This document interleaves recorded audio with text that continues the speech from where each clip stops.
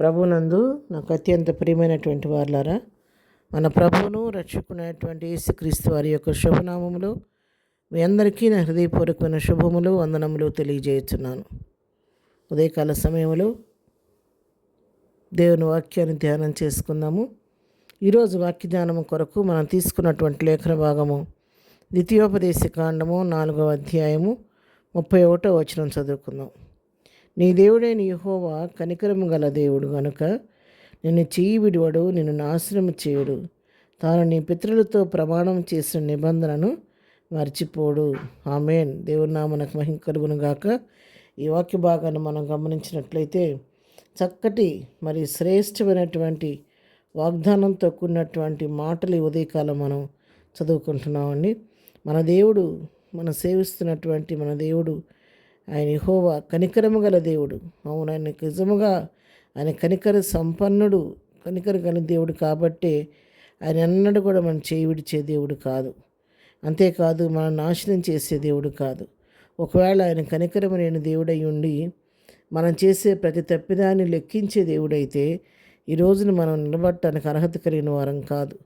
ఎవరం కూడా ఎదుట నిలబడటానికి యోగ్యులం కాదు పిల్లరా. నిజంగా మనం నిత్యము కూడా నోటి మాట ద్వారా కానీ, తలంపు ద్వారా, క్రియ ద్వారా, నడక ద్వారా, పడక ద్వారా ఏదో ఒక విధంగా మన ప్రవర్తనలు మన అనుదినము తప్పిపోతూ ఉండే ప్రజలం మనం. కానీ వాటిని బట్టి ప్రభువు చూడకుండా కేవలం ఆయన కృపను బట్టి, ఆయన కనికరాన్ని బట్టి ఎప్పటికప్పుడు మనల్ని క్షమిస్తూ, కరుణిస్తూ, మనల్ని ఆదరిస్తూ, మనకు మన తప్పిదాలను బట్టి మన శిక్షకు పాత్రలుగా చేయకుండా, మన నాశనం చేయకుండా ఆయన మనను ఎప్పటికప్పుడు క్షమించి మళ్ళా దయ చూపించే దేవుడై ఉన్నాడు. ఆయన నిజంగా కనికర సంపన్నుడు.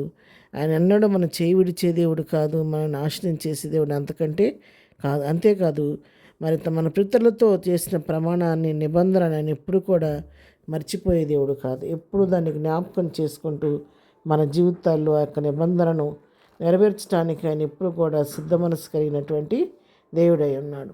మరి భక్తుడైన దావీదు తన కుమారుడైన సొలొమోనుతో చెప్తున్నాడు. మరి దినవృత్తాంతము గ్రంథము 1వ గ్రంథము 28వ అధ్యాయం 30వ వచనం మనం చూసుకున్నట్లయితే దావీదు తన కుమారుడైన సొలొమోనుతో చెప్పినదేమనగా, నీవు బలము పొంది ధైర్యం తెచ్చుకొని ఈ పని పూనుకొనము, భయపడకుండము, విరవకుండము. నా దేవుడైన యెహోవా నీతో కూడా నుండును. యెహోవా మందిరపు సేనను గూర్చిన పని అంతయు నువ్వు మిగుంచు వరకు ఆయన నిన్ను ఎంత మాత్రమునూ విడువకయుండును. చూసారా, దావీదు తన అనుభవంలో నేర్చుకున్నటువంటి అనుభవాన్ని మరి నా కుమారుడా సొలొమోను, నువ్వేమాత్రం కూడా భయపడొద్దు, వెరవద్దు. నువ్వు ఈ మందిరం పని నువ్వు పూనుకో. ఈ పని మొదలుపెట్టిన దగ్గర నుంచి మరి పని అంతా ముగించే వరకు ఆయన ఎంత మాత్రం కూడా నేను విడువక నీతో ఉంటాడు అని చెప్పని తన కుమారుడైనటువంటి సొలొమోనుని ఇక్కడ బలపరుస్తున్నట్టుగా మనం చూస్తూ ఉన్నాము. అదేవిధంగా ఈ కీర్తన గ్రంథం 86వ కీర్తన 15వ వచనం చూస్తే, ప్రభువా నీవు దయాదాక్షిణ్యములు గల దేవుడవు, దీర్ఘశాంతుడవు, కృపాసత్యములతో నిండినవాడు. ఇక్కడ కీర్తనకారుడు చెప్తున్నాడు, ప్రభువా నీవు దయాదాక్షిణ్యములు గల దేవుడవు, దీర్ఘశాంతుడు అయ్యా, కృపాసత్యములతో నిండినవాడు అని ప్రభువారి యొక్క ఔన్నత్యాన్ని గురించి కూడా దావీదు ఇక్కడ మాట్లాడుతున్నట్టుగా మనం చూస్తూ ఉన్నాం. 145వ కీర్తనలో కూడా దావీదు ఈ మాటలు చెప్తూ ఉంటాడు. 145వ కీర్తన 8వ వచనం మనం చదువుకోండి. యెహోవా దయాదాక్షిణ్యములు గలవాడు, ఆయనకు దీర్ఘశాంతుడు, కృపాతిశయము గలవాడు. ఇక్కడ కూడా పదే పదే దావీదు తన అనుభవం నుంచి ప్రభు యొక్క ఔన్నత్యాన్ని గురించి ఇక్కడ మాట్లాడుతూ పిల్లారా, మన దేవుడి కనికరం కలిగిన దేవుడు మాత్రం కాబట్టే మన మీద కనికరపడి మనం పొందవలసిన శిక్షకు బదులుగా ఆయన మన శిక్షను భరించి నీకు నాకు విమోచనను, రక్షణ భాగ్యాన్ని ప్రభు కలుగు చేశాడు.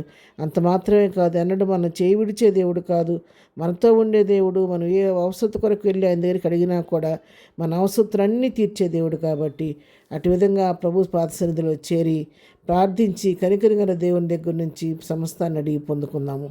ప్రార్థన. ప్రేమ కలిగిన తండ్రి, పరిశుద్ధుడైన మా ప్రియ ప్రభువా, ఉదయకాల దీవులతో నింపండి. వాక్యం వాళ్ళందరినీ దీవించి ఆశీర్వదించండి. నీ కనికరాన్ని బట్టి మమ్మల్ని ఇంతవరకు సంరక్షిస్తూ వస్తున్న నీ ప్రేమను బట్టి నీకు వందనాలయ్యా.